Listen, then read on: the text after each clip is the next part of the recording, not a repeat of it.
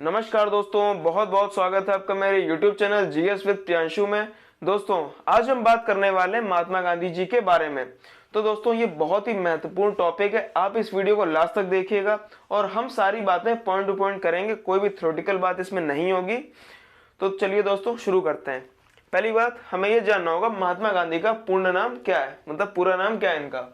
इनका जो पूरा नाम है दोस्तों मोहनदास करमचंद गांधी। मोहनदास करमचंद गांधी।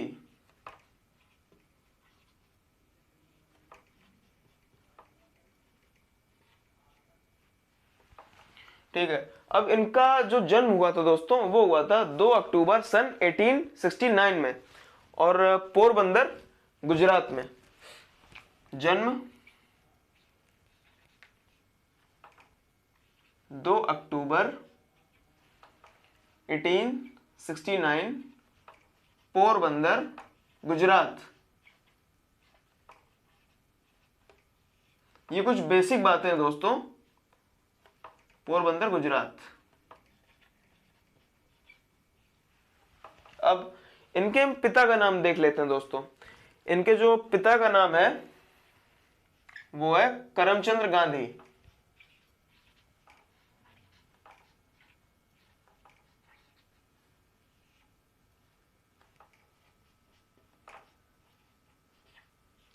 और दोस्तों हमें यह भी जानना है कि जो इनके पिता का नाम है करमचंद गांधी, करमचंद गांधी का एक उपनाम भी था जो था काबा गांधी। काबा गांधी। करमचंद गांधी का उपनाम काबा गांधी था। अब इनकी माता का नाम था पुतलीबाई। माता पुतलीबाई।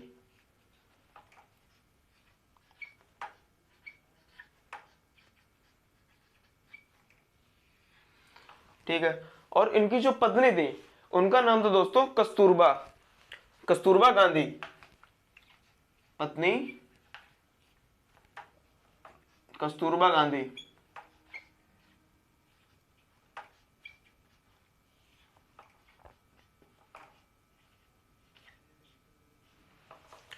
ठीक है। अब इनके जो बच्चे थे, इनके कुल 4 बच्चे थे दोस्तों, उनका नाम भी लिखते हैं हम। बच्चे, पहले का नाम हरिलाल,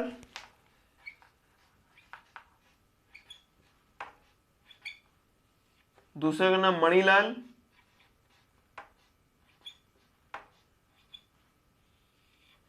तीसरे का नाम रामदास और दोस्तों चौथे बेटे का नाम था देवदास।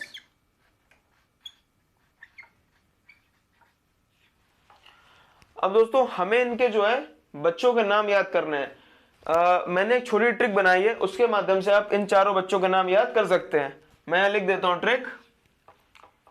आपने रामदेव बाबा का नाम तो सुना ही होगा दोस्तों। रामदेव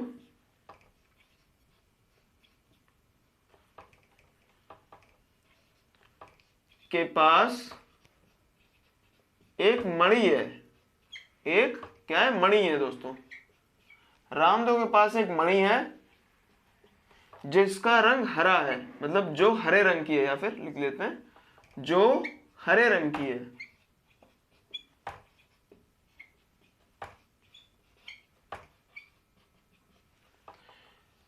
रामदेव के पास एक मणि है जो हरे रंग की है।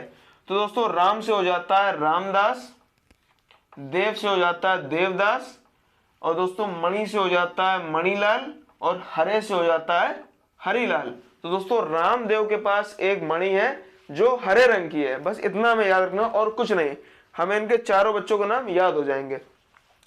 अब चलिए हम इसके आगे की बात करते हैं। आपको स्क्रीनशॉट लेना है, ले लीजिए दोस्तों। इसे हटा रहा हूं मैं।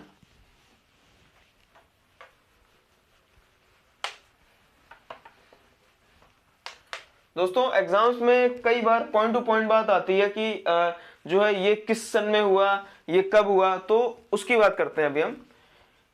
दोस्तों 1869 में तो इनका जन्म हुआ था और सन 1876 में दोस्तों कस्तूरबा गांधी के साथ इनकी सगाई हुई थी। जब ये 7 साल के थे तभी इनकी सगाई हो गई थी कस्तूरबा गांधी के साथ। सगाई मैं पूरा नहीं लिख रहा हूं, मैं बस सगाई लिख रहा हूं और आप लोग समझ जाइएगा कि गांधी जी की है ये सगाई 1876 में दोस्तों। 1876 में गांधी जी की सगाई कस्तूरबा गांधी के साथ होती है। और दोस्तों इसमें एक फैक्ट ये है, आपको जान के मजा आएगा कि जो है गांधी जी जो है अपनी पत्नी से 1 वर्ष छोटे थे, मतलब कस्तूरबा गांधी से वे 1 वर्ष छोटे थे।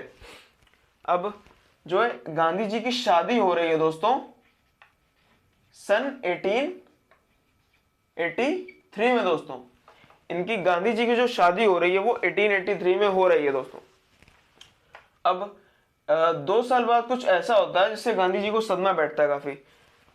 जो है 1885 में करमचंद गांधी जी की मृत्यु हो जाती है। गांधी जी के पिता की मृत्यु,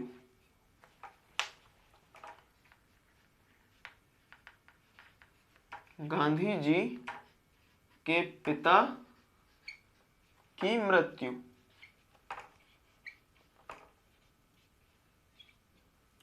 गांधी जी के पिता की मृत्यु 1885 में हो रही है दोस्तों। ठीक है, गांधी जी के पिता की मृत्यु। ठीक है, अब जस्ट 2 साल बाद दोस्तों 1887 में इन्होंने अपना मैट्रिकुलेशन पास किया, मतलब मैट्रिक की पढ़ाई कंप्लीट कर ली इन्होंने सन 1887 में। मैट्रिक की पढ़ाई कंप्लीट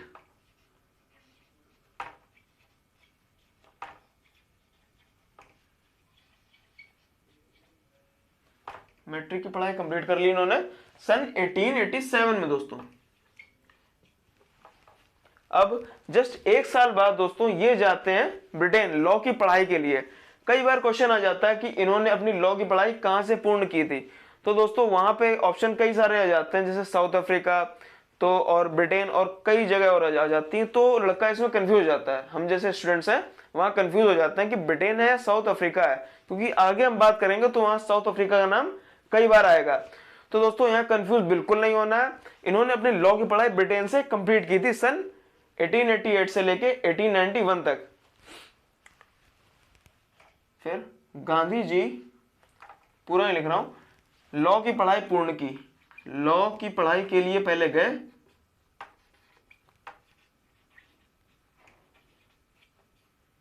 पढ़ाई के लिए ब्रिटेन गए।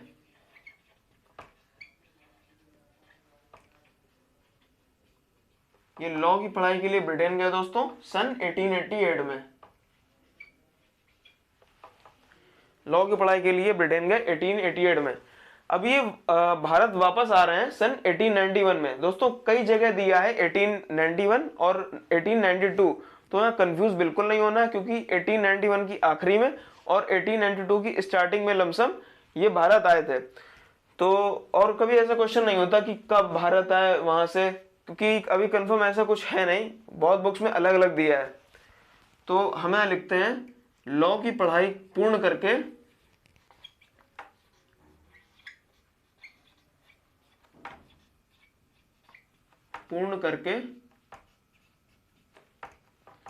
भारत वापस आए। लॉ की पढ़ाई पूर्ण करके दोस्तों ये भारत आए थे 1891 में। अब ये भारत आ गए, ठीक है। अब इन्होंने फिरोज शाह मेहता नाम के एक व्यक्ति थे, उस टाइम के काफी मतलब अच्छे वकील माने जाते थे, तो उन्हीं के अंडर रह के इन्होंने लॉ की ट्रेनिंग करी दोस्तों। सन 18 फिरोज शाह मेहता के अंडर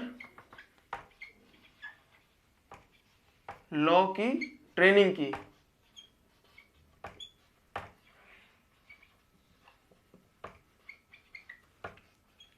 दोस्तों एक ही साल हुआ होता है अभी 1892 में, 1892। अब साउथ अफ्रीका में एक वारदात हो जाती है, कांड हो जाता है, तो उसमें जो है सेठ अब्दुल्ला फिरोज शाह मेहता के पास आते हैं, सेठ अब्दुल्ला, क्योंकि सेठ अब्दुल्ला का एक केस हुआ होता है साउथ अफ्रीका में। तो ये फिरोज शाह मेहता के पास आते हैं और कहते हैं आप हमारा केस लड़ो आके साउथ अफ्रीका में। तो फिरोज शाह मेहता को कुछ काम होता है या उस टाइम नहीं वो जा पाते हैं, तो वो सेठ अब्दुल्ला से ये कहते हैं कि ये गांधी जी हैं, ये अभी यहाँ ब्रिटेन से लॉ की पढ़ाई पूर्ण करके, तो आप इन्हें ले जाइए, ये केस जरूर जीत जाएंगे। तो सेठ अब्दुल्ला कहते हैं ये अभी नया लड़का ये जीत पाएगा कि नहीं जीत पाएगा। तो चलिए सेठ अब्दुल्ला जो है इन्हें साउथ अफ्रीका लेके चले जाते हैं अपने साथ। सेठ अब्दुल्ला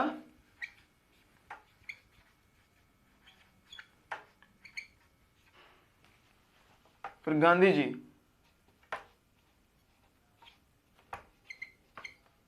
साउथ अफ्रीका गए, अफ्रीका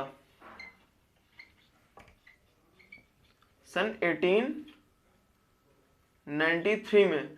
और दोस्तों क्वेश्चन ऐसे ही बन सकता है कि गांधी जी प्रथम बार साउथ अफ्रीका किस सन में गए, तो दोस्तों वहां पे आंसर हो जाएगा आपका 1893 में ये प्रथम बार साउथ अफ्रीका गए। और दोस्तों इसके बाद हम यहां से स्टार्ट करते हैं, आपको स्क्रीनशॉट लेना है ले लीजिए यहां पे, सो मैं बिगाड़ रहा हूं। अब उसकी आगे कहानी हम ये समझते हैं, ये जाते हैं साउथ अफ्रीका और ये केस जीत भी जाते हैं दोस्तों, तो इन्हें काफी पैसा मिलता है वहां से। तो ये सोचते हैं चलिए थोड़ा घूम लिया जाए। अब ये घूमने निकलते हैं साउथ अफ्रीका, तो ये दोस्तों ट्रेन में बैठते हैं फर्स्ट क्लास की टिकट लेके। अब वहां ये हो जाता है कि ये प्रिटोरिया से डरबन जा रहे होते हैं, बात होती है 1894 की दोस्तों। 1894 में जो ये है जा रहे होते हैं गांधी जी प्रिटोरिया से डरबन, प्रिटोरिया से डरबन। दोस्तों तभी ये होता है कि उस ट्रेन में कुछ अंग्रेज भी आ जाते हैं। तो उस टाइम पे काफी भेदभाव ये था काले और गोरे का। तो अंग्रेज ये देखते हैं कि ये ब्लैक मैन जो है हमारे मतलब ट्रेन में बैठा है फर्स्ट क्लास की टिकट लेके, वो भी हमारी बराबरी कर रहा है दोस्तों। तो ये लोग जाते हैं अंग्रेज गांधी जी के पास, कहते हैं आप कैसे बैठे हैं यहाँ पे, आप भारतीय हैं, ये मतलब बताने लगते हैं।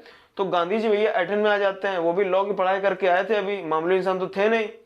तो वो जो है अंग्रेजों से बहसबाजी करने लगते हैं, और अंग्रेज इन्हें जो है एक स्टेशन होता है प्रिटोरिया से डरबन के बीच का, उसका नाम होता है पीटरमॉरिट्जबर्ग। दोस्तों वहां पे गांधी जी को जो है धक्का देके उतार देते हैं, मतलब कई बुक में लिखा फेंक देते हैं, गिरा देते हैं, लेकिन धक्का देके उन्हें उतार देते हैं गांधी जी को, अंग्रेज जो होते हैं। तो किस स्टेशन पे दोस्तों फेंकते हैं उतारते हैं, उसका नाम आता है पीटरमॉरिट्जबर्ग। पीटरमॉरिट्जबर्ग नामक स्टेशन पे गांधी जी को उतार देते हैं।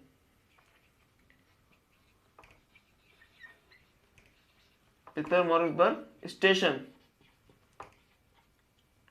कई बार क्वेश्चन ये ऐसे आ जाता है, कई बार आया भी है कि गांधी जी को अंग्रेजों ने किस स्टेशन पे फेंका था या उतारा था, तो उसका नाम आ जाता है पीटरमॉरिट्जबर्ग। और किस सन, मतलब ये वारदात जो है ये किस सन में हुई थी, ये 1894 में दोस्तों हुई थी। और गांधी जी कहां से कहां तक जा रहे थे, प्रिटोरिया से डरबन जा रहे थे, मगर बीच ही में उन्हें फेंक दिया गया, स्टेशन पे उतार दिया गया। अब इन्हें जो है ये चीजें देख के काफी इनका जो माइंड हिल जाता है। तो ये जो है नेटाल इंडिया कांग्रेस की स्थापना करते हैं दोस्तों साउथ अफ्रीका में ही। 1894 में गांधी जी नेटाल इंडिया कांग्रेस की स्थापना करते हैं।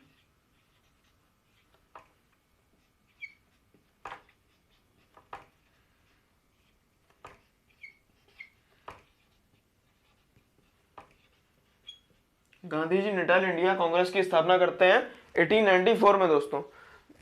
अब ये भारत आते हैं जस्ट 1896 में, अपने 20 बच्चों को लेने साउथ अफ्रीका ले जाते हैं। 1896 में ये भारत आते हैं, भारत आए और दोस्तों 20 बच्चों को लेकर जो है साउथ अफ्रीका आ गए। यहाँ ये सन इतना खास नहीं है, कोई मतलब नहीं इसका।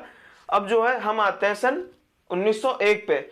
1901 से भी क्वेश्चन बनता है, काफी महत्वपूर्ण क्वेश्चन है वो 1901 से, कि वो कौन सा कांग्रेस अधिवेशन है जहां महात्मा गांधी पहली बार शामिल हुए।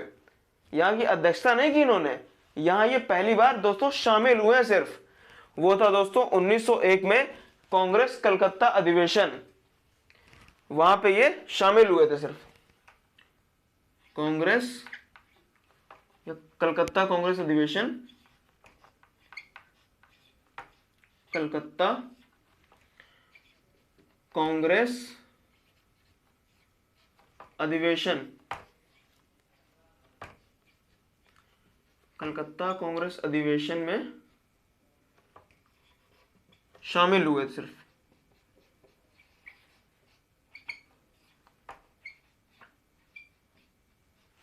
इंक डाल लेते हैं हम, इसमें इंक खत्म हो गई है।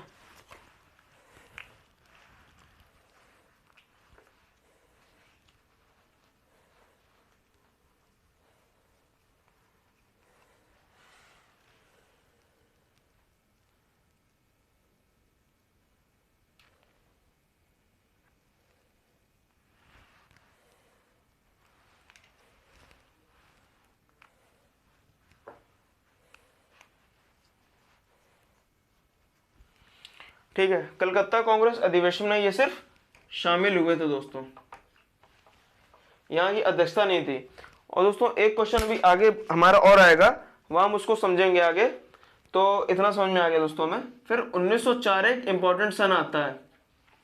एक आश्रम होता है दोस्तों, फिनिक्स आश्रम, उसकी स्थापना करते हैं गांधी जी। फिनिक्स आश्रम की स्थापना, फिनिक्स आश्रम की स्थापना,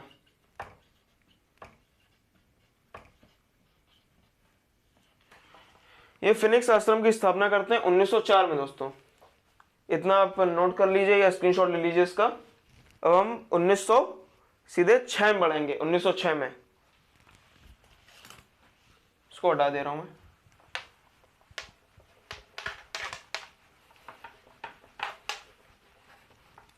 अब दोस्तों 1906 में ये होता है, 1906 ये थोड़ा इंपॉर्टेंट है दोस्तों।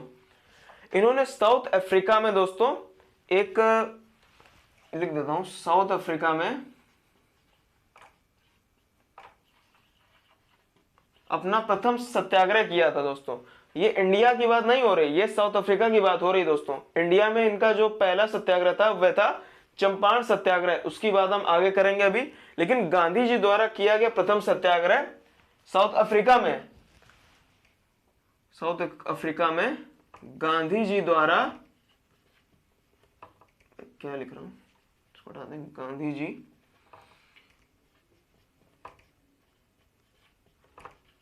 द्वारा किया गया प्रथम सत्याग्रह।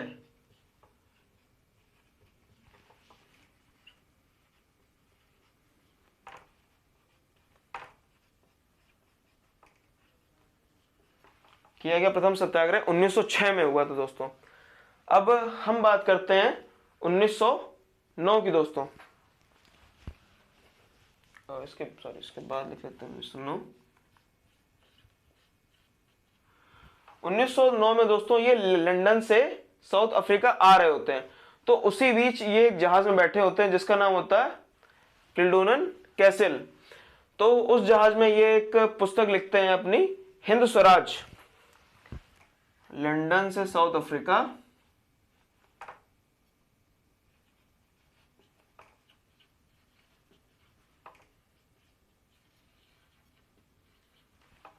साउथ अफ्रीका जा रहे होते हैं एक जहाज से जिसका किल्डोनन कैसल नामक नाम होता है उस जहाज का। तो वहां पे ये एक पुस्तक लिखते हैं जिसका नाम होता है हिंद स्वराज। दोस्तों काफी बार पूछा जाता है गांधी जी द्वारा लिखी गई पुस्तक या कुछ और नाम आ जाता है, तो उसका नाम होता है हिंद स्वराज। और ये लिखी थी 1909 में दोस्तों, 9 के लगभग, हिंद स्वराज। अब 1910 में इन्होंने एक और आश्रम की स्थापना की थी जिसका नाम था टॉलस्टॉय। 1910 में टॉलस्टॉय की स्थापना, टॉलस्टॉय की स्थापना की थी गांधी जी ने। ठीक है, इतनी बात हम समझ गए।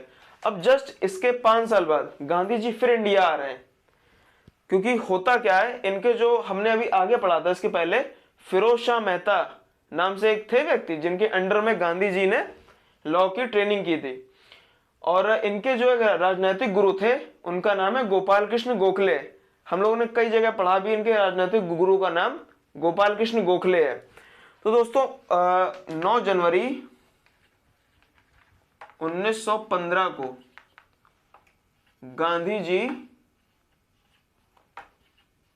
भारत आ रहे हैं, भारत आए। और दोस्तों ये भारत किस जहाज से आ रहे हैं, उसका नाम है एस सुदीप।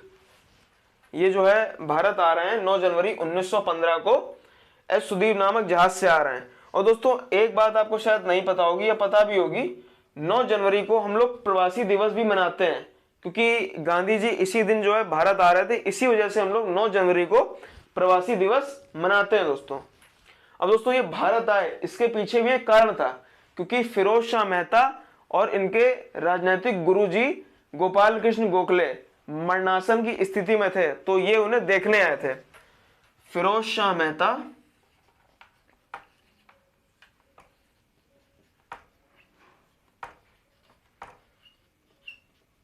व गोपाल कृष्ण गोखले,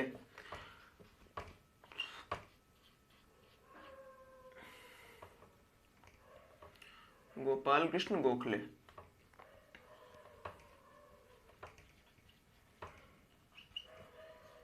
ठीक है, ये दोनों लोग थे। तो ये जो है मरणासन की स्थिति में थे, तो ये गांधी जी इन्हें देखने आए थे। अब दोस्तों होता यह है कि तभी गांधी जी एक आश्रम की स्थापना करते हैं, जिसका नाम था सत्याग्रह आश्रम। 1915 में ही सत्याग्रह आश्रम की स्थापना।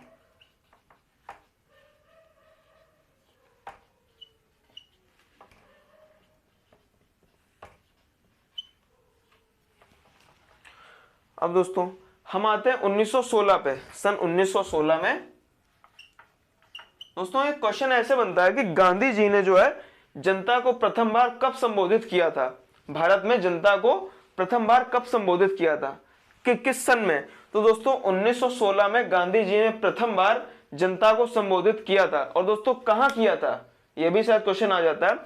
तो इन्होंने किया था बीएचयू के उद्घाटन समारोह में। इन्होंने बीएचयू के, जिसे हम बनारस हिंदू यूनिवर्सिटी के नाम से भी जानते हैं, बीएचयू को, बीएचयू के उद्घाटन समारोह में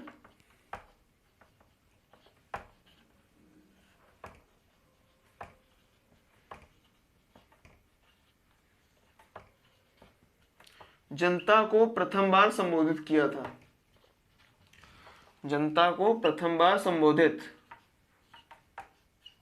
प्रथम बार पहली बार संबोधित किया था, संबोधित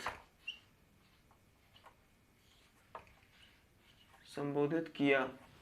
गांधी जी ने जनता को प्रथम बार संबोधित किया सन 1916 में बीएचयू के उद्घाटन समारोह में दोस्तों। ठीक है, इसको आप नोट कर लीजिए या स्क्रीनशॉट ले लीजिए इसका भी, इसको मैं हटा रहा हूं।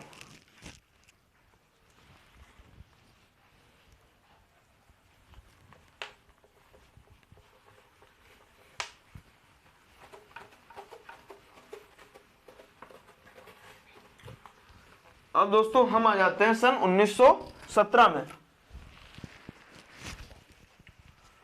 1917 की बात की जाए तो 1917 में काफी चीजें हो रही दोस्तों। 1917 में आपको ध्यान होगा, 1915 में इन्होंने एक सत्याग्रह आश्रम की स्थापना की थी, लेकिन उसी का नाम चेंज होकर अब ये 1917 में उसका नाम रख रहे हैं साबरमती आश्रम, क्योंकि इसके पीछे एक कारण है। साबरमती नाम इस वजह से रख रहे हैं क्योंकि वो साबरमती नदी के किनारे स्थित है आश्रम। 1916 में साबरमती आश्रम, साबरमती आश्रम की स्थापना गांधी जी द्वारा, क्योंकि यह आश्रम साबरमती नदी किनारे स्थित है। अब 1917 में इनके द्वारा किया गया प्रथम सत्याग्रह मैंने आपको बताया था, जिसका नाम है चंपारण सत्याग्रह। चंपारण सत्याग्रह दोस्तों, चंपारण नाम की जो जगह है ये दोस्तों है कहां पे है पता है आपको, यह है बिहार में दोस्तों। चंपारण जो है बिहार में है। 1917 में गांधी जी द्वारा भारत में किया गया प्रथम सत्याग्रह चंपारण सत्याग्रह दोस्तों। चंपारण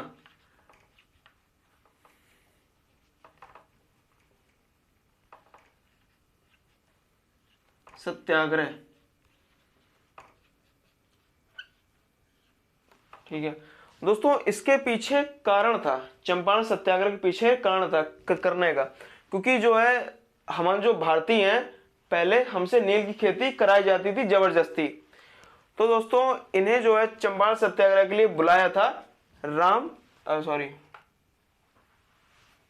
सत्याग्रह, ठीक है, इन्हें शुक्ल जी ने बुलाया था चंपारण में। तो दोस्तों इसके पीछे रीजन था नील की खेती, नील की खेती, 3 कठिया पद्धति।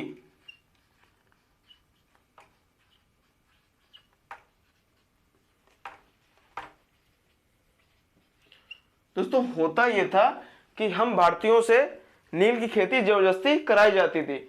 इसमें 3 कठिया पद्धति का मतलब यह है, किसी इंसान के पास 20 बीघा खेती है तो अंग्रेज सरकार उससे 3 बीघे में जो है नील की खेती जबरदस्ती करवाती थी।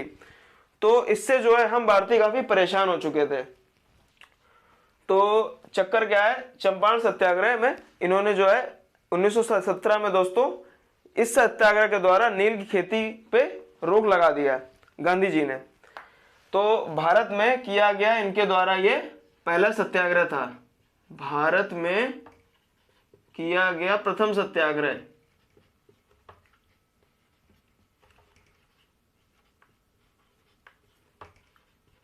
भारत में किया गया प्रथम सत्याग्रह गांधी जी द्वारा। अब हम आ जाते हैं 1918 में। दोस्तों 1918 में भी 2 चीजें हो रही थी, मतलब 2 सत्याग्रह हो रहे थे। एक तो अहमदाबाद मील मजदूर आंदोलन और एक हो रहा था खेड़ा किसान आंदोलन। अब हम कंफ्यूज उसमें ये हो जाते हैं कि अहमदाबाद मील मजदूर आंदोलन पहले हो रहा है या खेड़ा किसान आंदोलन पहले हो रहा है। तो दोस्तों इसमें भी कंफ्यूज होने की कोई जरूरत नहीं है। अहमदाबाद मील मजदूर आंदोलन मार्च में हो रहा है और खेड़ा किसान आंदोलन दिसंबर में हो रहा है, लेकिन ये एक ही वर्ष हो रहा है 1918 में। 1918 में अहमदाबाद मील मजदूर आंदोलन, हिंदी में लिख देता हूं मैं, अहमदाबाद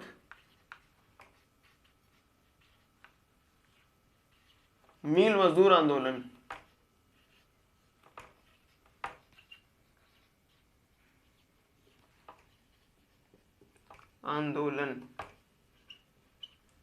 दोस्तों ये आंदोलन हो रहा था मार्च मंथ में हो रहा था ये आंदोलन। दोस्तों इसके पीछे भी एक कहानी थी अहमदाबाद मील मजदूर आंदोलन के पीछे भी, क्योंकि यहाँ पे एक प्लेग नाम की बीमारी काफी जोरों पर थी, मतलब तो इससे जो है भारतीय काफी परेशान थे। तो इससे ये कह रहे थे कि हमारा जो है बोनस बढ़ा दो। तो अंग्रेज सरकार कहती है कि हम आपका बोनस 20% रखेंगे, लेकिन इनका कहना था 35% आप कर दो, क्योंकि प्लेग की बीमारी चल रही है और हमें काफी घाटा हो रहा है। तो दोस्तों नहीं करते हैं। तो इसी वजह से गांधी जी को अहमदाबाद मील मजदूर आंदोलन करना पड़ता है। यह होता है मार्च साइड। अब 1918 में ही एक और आंदोलन होता है दिसंबर साइड, जिसे हम खेड़ा किसान आंदोलन के नाम से भी जानते हैं, खेड़ा किसान आंदोलन।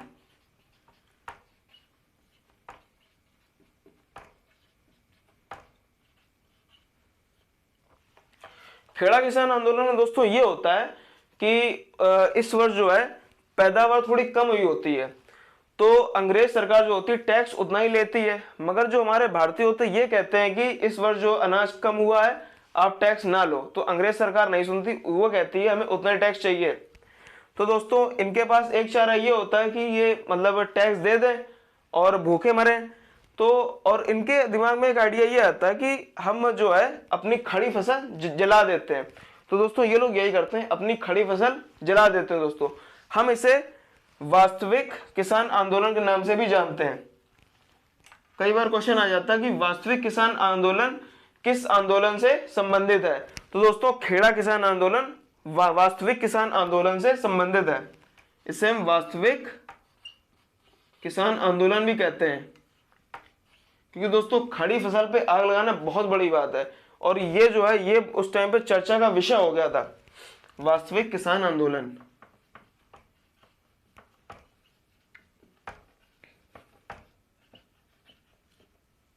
ठीक है, तो ये हो रहा होता है।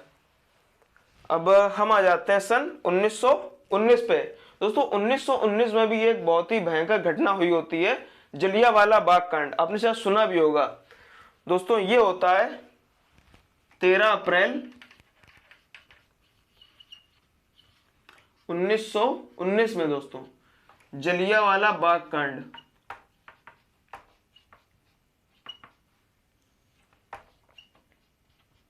दोस्तों यहाँ पे जनरल डायर नाम का एक व्यक्ति होता है, वो अंग्रेजी सैनिकों के द्वारा गोलियां चलवा देता है और उसमें हमारे कई भाई बंधु और बुजुर्ग, महिला और बच्चे मारे जाते हैं उसमें। यह कांड भी बहुत ही खतरनाक था दोस्तों। 13 अप्रैल 1919 में जलियांवाला बाग कांड हुआ था।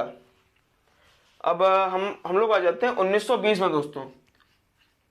1920 में कुछ ये होता है कि गांधी जी जो होते हैं वो असहयोग आंदोलन की, मतलब असहयोग आंदोलन स्टार्ट करते हैं दोस्तों। असहयोग आंदोलन में दोस्तों ये होता है कि जो भारतीय होते हैं, देखिए हम भारतीय उस टाइम पे अंग्रेजों के गुलाम हुआ करते थे, उनके घरों में काम किया करते थे, नौकर हुआ करते थे उनके एक तरीके से। तो गांधी जी ने यह कहा कि कोई भी भारतीय अब नौकरी नहीं करेगा अंग्रेजों के यहाँ जाके। तो इससे अंग्रेज थोड़ा परेशान हो गए कि अब मतलब कोई काम करने के लिए नहीं आ रहा, उन्हें स्वयं काम करना पड़ रहा है सारा। और इनका कहना यह था कि जो सरकारी डॉक्टर है, जैसे सारे वही होते थे अंग्रेज हमारे, तो उनके पास ना जाओ, कोई भी लॉयर है उसके पास ना जाओ, मतलब किसी का यूज ना लो। तो अंग्रेज बहुत ही परेशान हो गए थे इसके द्वारा दोस्तों। 1920 में गांधी जी द्वारा असहयोग आंदोलन चलाया गया। असहयोग आंदोलन, असहयोग आंदोलन गांधी जी ने चालू किया। अब देख लीजिए दोस्तों, इसे भी आप स्क्रीनशॉट ले लीजिए इसका। अब हम आते हैं दोस्तों 1922 में। 1922 में दोस्तों आपने एक कांड का नाम सुना होगा, चौरी चौरा। चौरी चौरा में दोस्तों ये हो जाता है कि हमारे भारतीय जो होते हैं तो वे कुल 22 अंग्रेजों को जिंदा जला देते हैं स्टेशन में। मतलब जो पुलिस वाले होते हैं, 22 अंग्रेज जो पुलिस वाले होते हैं, वो उन्हें स्टेशन में जिंदा जला देते हैं। हमारे जो भारतीय होते हैं वे। 1922 में चौरी चौरा कांड होता है दोस्तों। इसकी डेट में लिख देता हूं, 5 फरवरी, डेट नहीं, चलो, चौरी चौरा कांड।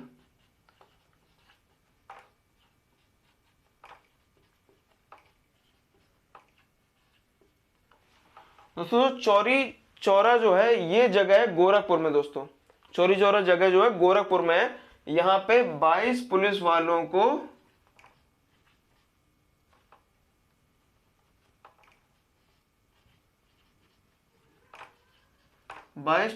को जिंदा जला दिया दोस्तों स्टेशन में। हमारे भारतीयों ने को जिंदा जला दिया।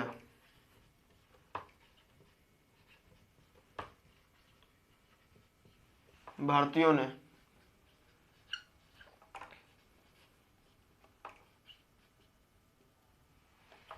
ने जो है जिंदा जला दिया। अब ये 5 फरवरी को होता है दोस्तों। तो इसके जस्ट 12 फरवरी में ही बारदौली प्रस्ताव होता है। बारदौली प्रस्ताव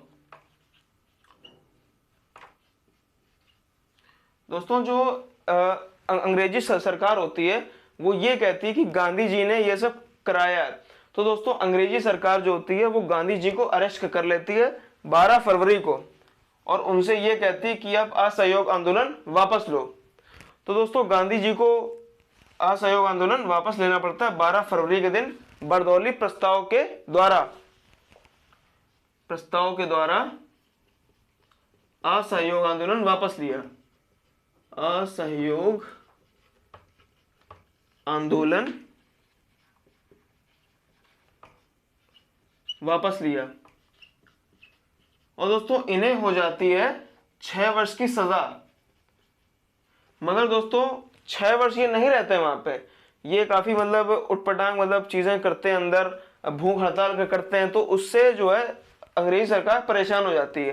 तो वो उन्हें 1924 में ही छोड़ देती है। ये लमसम 1 साल और कुछ महीने जो है जेल में रहे थे। पूर्ण 6 साल कंप्लीट नहीं किए थे इन्होंने। ये 1924 में जो है छूट गए थे। उसके बाद इन्होंने जो है पहली कांग्रेस अधिवेशन ऐसी थी जिन्होंने इसमें अध्यक्षता की थी गांधी जी ने, उसका नाम था 1924 में गांधी जी ने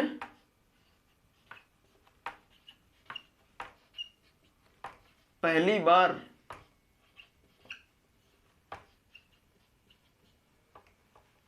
कांग्रेस की अध्यक्षता की, कांग्रेस अधिवेशन की अध्यक्षता की।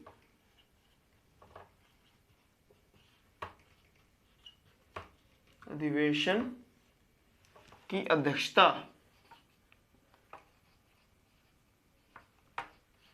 और दोस्तों उस कांग्रेस अधिवेशन का क्या नाम था, शायद काफी लोगों को पता होगा, बेलगांव कांग्रेस अधिवेशन।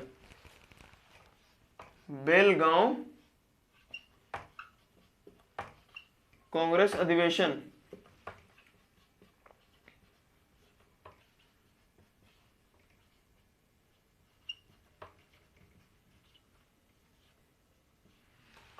बेलगांव कांग्रेस अधिवेशन ये पहला ऐसा अधिवेशन था कांग्रेस का जिसमें महात्मा गांधी जी ने अध्यक्षता की थी। दोस्तों काफी क्वेश्चन ऐसे आ जाता काफी बार कि गांधी जी द्वारा किया गया ऐसा कौन सा कांग्रेस का अधिवेशन है जिसमें गांधी जी ने अध्यक्षता की थी, तो वो था बेलगांव कांग्रेस अधिवेशन। और किस सन हुआ था दोस्तों, 1924 में। ठीक है, अब ये काफी वर्ष जो है शांत रहते हैं, ये अपना चरखा चलाया करते हैं। अब 1930 में ये फिर एक्टिव होते हैं दोस्तों। 1930 में जो ये है डांडी मार्च मतलब डांडी यात्रा स्टार्ट करते हैं। डांडी यात्रा की शुरुआत इन्होंने 12 मार्च को की थी। इनके साथ दोस्तों कुल लोग थे 78। जब इन्होंने डांडी मार्च जो है शुरू किया था 78 लोग थे। बाद में लिख देते हैं, 12 मार्च को डांडी यात्रा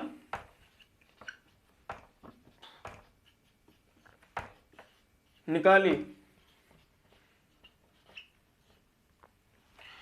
ये डांडी यात्रा जो है ये संबंधित है नमक कानून से, क्योंकि इनका कहना यह था हमारे भारतीयों का कि जो है नमक जो है हमारा खुद का है, आप हमें बेच रहे हो उसे। जो अंग्रेज थे वे नमक बेच रहे थे हमें, बल्कि नमक जो था हमारा ही था दोस्तों, भारत का नमक था। तो डांडी यात्रा निकाली दोस्तों 78 लोगों के साथ। 78 लोग थे उस यात्रा में। अब दोस्तों इनकी जो डांडी मार्च की यात्रा है तो ये समाप्त हुई थी 5 अप्रैल को। और दोस्तों इनकी यात्रा कुल 480 किलोमीटर लंबी थी। कई बुक्स में अलग अलग मतलब दिए हैं, लेकिन 480 ठीक मतलब एक है 480 किलोमीटर ये लोग इन्होंने यात्रा की। इन सबने 480 किलोमीटर यात्रा की। फिर उन्होंने नमक कानून तोड़ा, वहां पहुंच के 6 अप्रैल को इन्होंने नमक कानून तोड़ दिया। ठीक है, अब हम बात करते हैं 1931 की। और दोस्तों हाँ 1930 में एक और चीज होती है, यहाँ पे होता है गोलमेज सम्मेलन। दोस्तों कुल गोलमेज सम्मेलन जो होते हैं वे 3 हैं। एक तो पहला गोलमेज सम्मेलन होता है 1930 में, दूसरा होता है 1931 में, और दोस्तों तीसरा होता है 1932 में दोस्तों। तो और हमें इनके महीने याद ऐसे होने चाहिए जैसे NSD मतलब नवंबर, सितंबर और दिसंबर दोस्तों, ऐसे याद कर लीजिए। 1930 में प्रथम गोलमेज सम्मेलन, 1931 में द्वितीय गोलमेज सम्मेलन और 1932 में तृतीय गोलमेज सम्मेलन होता है। तो इतना आप नोट कर लीजिए, पहले देख लीजिए।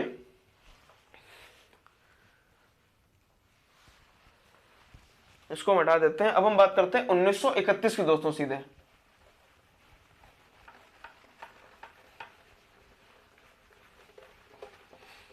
हम बस मेन चीजों की बात कर रहे हैं, काफी इसमें डीप में दिया है, लेकिन जैसे क्वेश्चन आते हैं जहां से हम उनकी बात कर रहे हैं सिर्फ।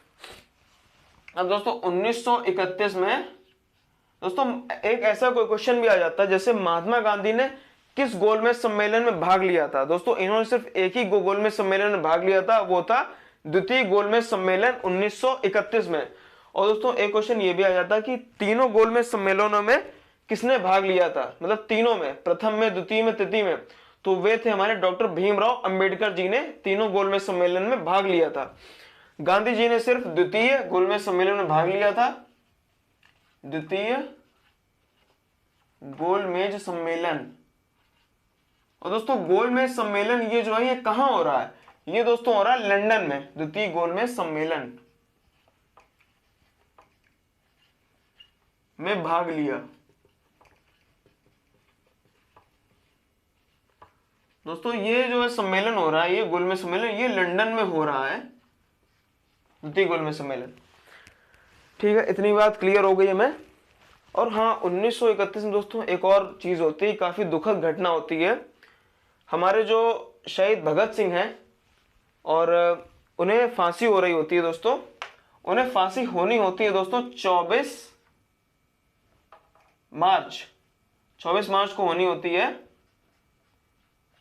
मगर उन्हें 23 मार्च को ही फांसी दे दी जाती है दोस्तों। हमारे वीर भगत सिंह जी को 23 मार्च को फांसी दे दी जाती है। भगत सिंह जी, वीर भगत सिंह जी को फांसी दी।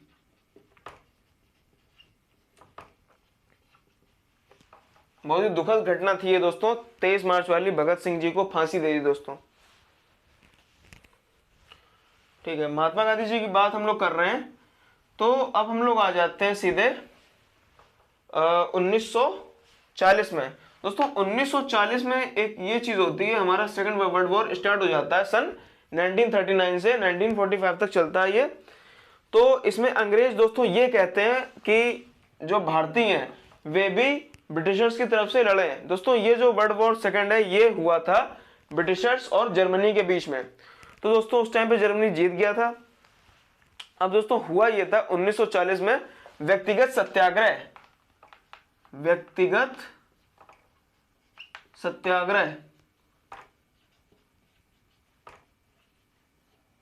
सत्याग्रह में दोस्तों ये हुआ था कि गांधी जी ये कह रहे थे कि हम मतलब अंग्रेजों का कहना ये था कि भारतीय भी हमारे साथ इस लड़ाई में शामिल हो, लेकिन गांधी जी काफी कह रहे थे कि नहीं होना शामिल भारतीयों को।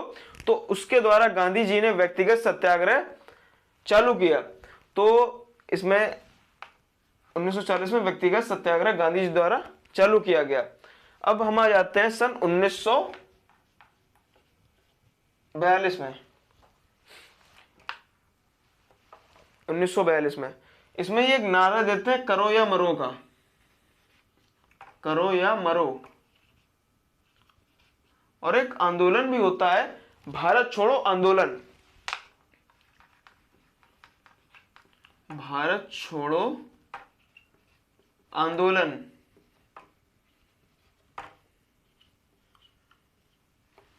भारत छोड़ो आंदोलन। और महात्मा गांधी जी द्वारा एक नारा दिया जाता है, करो या मरो का। ठीक है, यहां तक बात हमने समझ ली है। अब हम आ जाते हैं 1948 में दोस्तों 30 जनवरी सन 1948 में जो है महात्मा गांधी जी का निधन हो जाता है। महात्मा गांधी जी का निधन।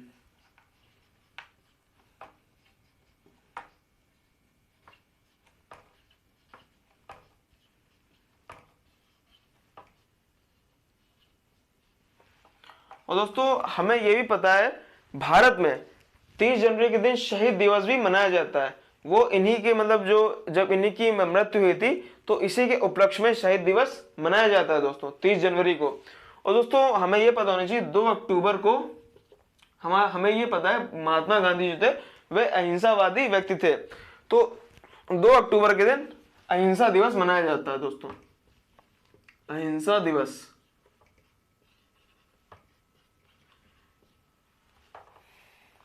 तो हमने मेन चीजें समझ ली हैं और इसी में